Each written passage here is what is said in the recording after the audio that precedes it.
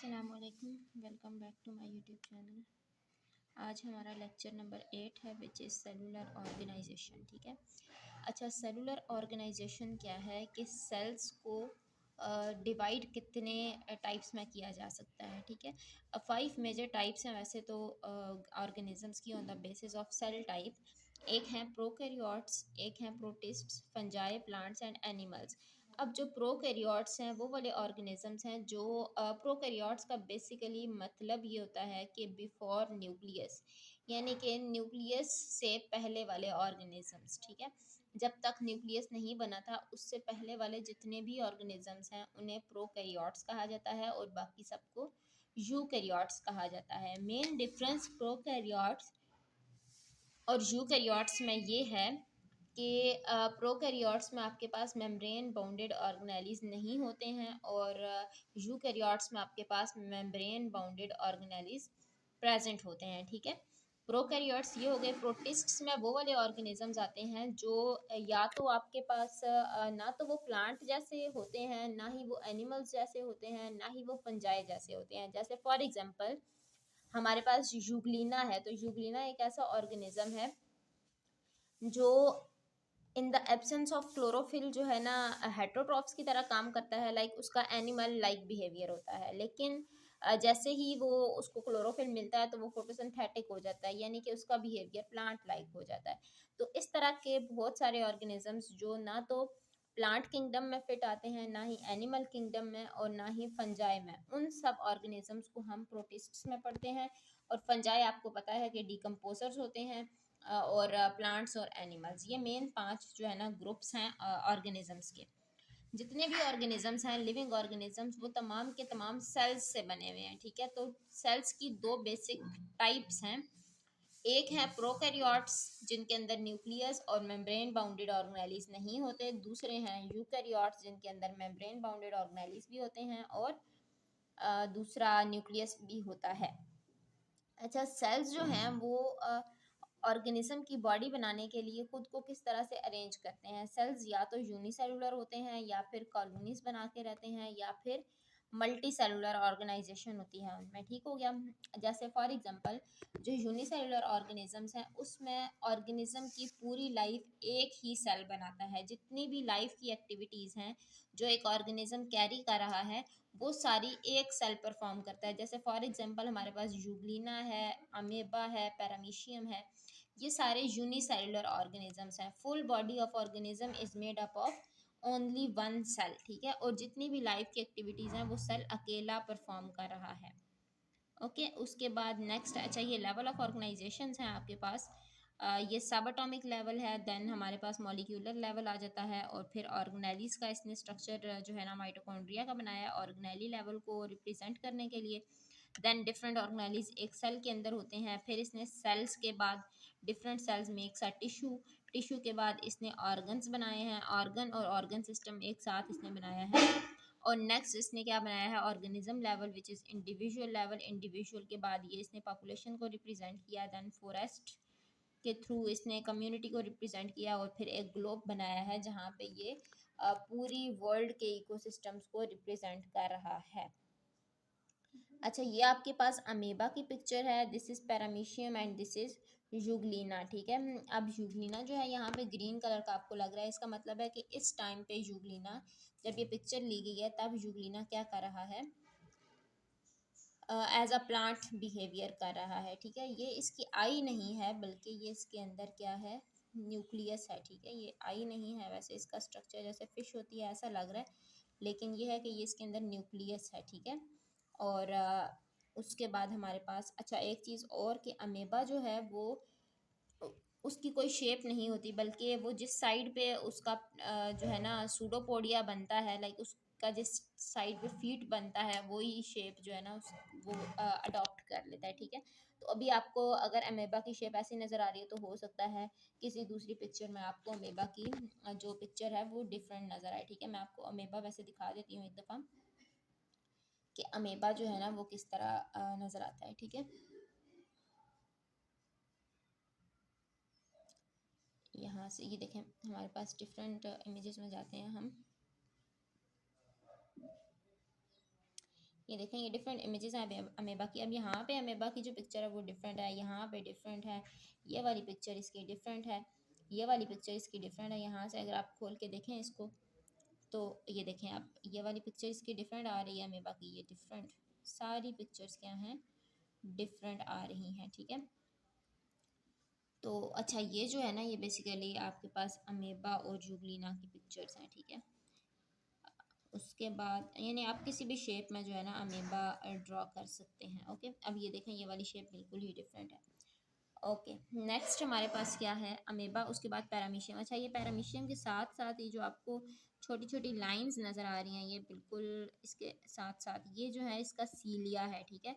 इनको सीलिया बोलते हैं। और जो आपको यूग्लिना के साथ नज़र आ रहा है इसको क्या बोलते हैं, फ्लेजेला बोलते हैं। यानी कि विप लाइक जो स्ट्रक्चर होगा उसका नाम फ्लेजेला है। और जो बिल्कुल छोटे छोटे हेयर लाइक स्ट्रक्चर्स हैं और नंबर में ज़्यादा हैं वो क्या है, सीलिया है। अच्छा, second type of organisation is colonial type of cellular organisation. अब जब बहुत सारे यूनिसेलुलर ऑर्गेनिजम्स एक साथ रहते हैं लेकिन उनके दरमियान कोई डिवीजन ऑफ लेबर नहीं होती है, ठीक है, तो कभी कभार ये होता है कि जो यूनिसेलुलर ऑर्गेनिजम्स इकट्ठे एक साथ रह रहे हैं वो मिलके एक कॉलोनी बना लेते हैं, ठीक है। और वो एक दूसरे की लाइफ पे डिपेंड नहीं करते, वाइटल रिक्वायरमेंट्स जो हैं वो अपनी लाइफ की खुद ही पूरी करते हैं। जैसे फॉर एग्जांपल हमारे पास वॉल्वॉक्स है, ये देखें, ये आपको वॉल्वॉक्स नज़र आ रहा होगा और इस वॉल्वॉक्स में आपको 1 2 3 4 5 6 7 8 डिफरेंट टाइप की कॉलोनीज नज़र आ रही हैं। ये जो एक डॉट है उस एक डॉट को उसने रिप्रेजेंट किया है एक वॉल्वॉक्स से, ठीक है। तो वॉल्वॉक्स क्या करता है, कॉलोनीज बना के रहता है। ये है क्या, ग्रीन एल्जी है जो कि आपको वाटर में मिलती है और ये colonial type of organisation show करती है। एक कॉलोनी को बनाने के लिए 100 ऑफ वॉल्वॉक्स सेल्स जो है ना वो चाहिए होते हैं। अच्छा, वॉल्वॉक्स के सेल जो हैं उनमें डिवीजन ऑफ लेबर नहीं होती है, लाइक वो अपने जो स्पेसिफिक फंक्शंस हैं वो ऐसे ही परफॉर्म करते हैं जिस तरह यूनिसेलुलर ऑर्गेनिज्म जो है ना वो परफॉर्म कर रहे होते हैं, ठीक है। उसके बाद नेक्स्ट है हमारे पास मल्टी सेलुलर ऑर्गेनाइजेशन। जितने भी सेल्स हैं, हमने जितनी भी सेलुलर ऑर्गेनाइजेशंस पढ़ी हैं कि सेल्स मिल के टिश्यूज़ बनाते हैं, टिश्यूज़ मिल के ऑर्गन्स बनाते हैं, ऑर्गन्स मिल के ऑर्गन सिस्टम बनाते हैं, तो ये सब कुछ मल्टी सेलुलर ऑर्गेनाइजेशन से ही मुमकिन है।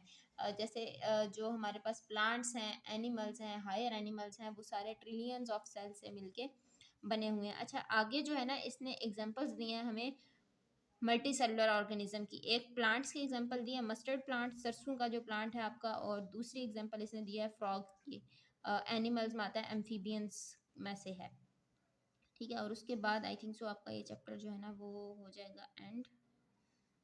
तो अभी हम पढ़ लेते हैं मस्टर्ड प्लांट और फ्रॉग। ओके, तो मस्टर्ड प्लांट है हमारा। सबसे पहले मस्टर्ड प्लांट का साइंटिफिक नेम होता है ब्रासिका कॉम्पेस्ट्रिस। ये यहाँ पे बना हुआ भी होगा वैसे, अगर इसकी इमेज, हाँ ठीक है, अच्छी है। वैसे मैं आपको जो है ना रियल में भी दिखा देती हूँ मस्टर्ड प्लांट कैसा होता है, ठीक है।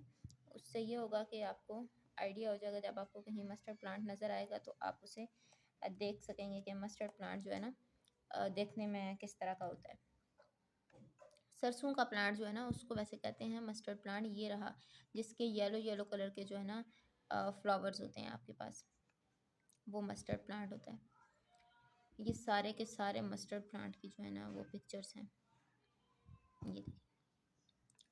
अच्छा, मस्टर्ड प्लांट का साइंटिफिक नेम मैंने आपको बता दिया कि ब्रासिका कम्पेस्ट्रिस इसको हम कहते हैं। और इसको विंटर में सो किया जाता है और ये अपने सीड्स जो है ना वो प्रोड्यूस करता है एंड ऑफ विंटर में, यानी कि फेबररी मार्च वाला जो आपका सीज़न है, स्टार्ट ऑफ स्प्रिंग और एंड ऑफ विंटर जो है ना उसमें ये प्रोड्यूस करता है अपने सीड्स, ठीक है। और प्लांट बॉडी को हम एज अ वेजिटेबल यूज़ करते हैं और उसके जो सीड्स हैं उसको हम एज ऑयल यूज़ करते हैं। सरसों का जो तेल होता है, मस्टर्ड ऑयल, उसके सीड्स से निकलता है। मस्टर्ड प्लांट के जो सीड्स हैं वहाँ से हमारा मस्टर्ड ऑयल एक्सट्रैक्ट होता है और जो प्लांट की बॉडी है वो उसको हम वेजिटेबल के तौर पे यूज़ करते हैं, ठीक है। ऑर्गन्स जो हैं बॉडी के, यानी प्लांट जो बॉडी है उसके ऑर्गन्स को हमने दो हिस्सों में डिवाइड किया हुआ है अकॉर्डिंग टू देयर फंक्शंस। एक वेजिटेटिव फंक्शंस हैं और एक रिप्रोडक्टिव फंक्शंस हैं, ठीक है। आपके पास जो रिप्रोडक्टिव फंक्शंस हैं वो सिर्फ फ्लावर परफॉर्म कर रहा है, तो आपके पास फ्लावर जो है वो रिप्रोडक्टिव पार्ट्स में आ जाएगा क्योंकि वो सेक्सुअल रिप्रोडक्शन में पार्ट ले रहा है और वो क्या करेगा, प्रोड्यूस करेगा आपके पास फ्रूट और सीड।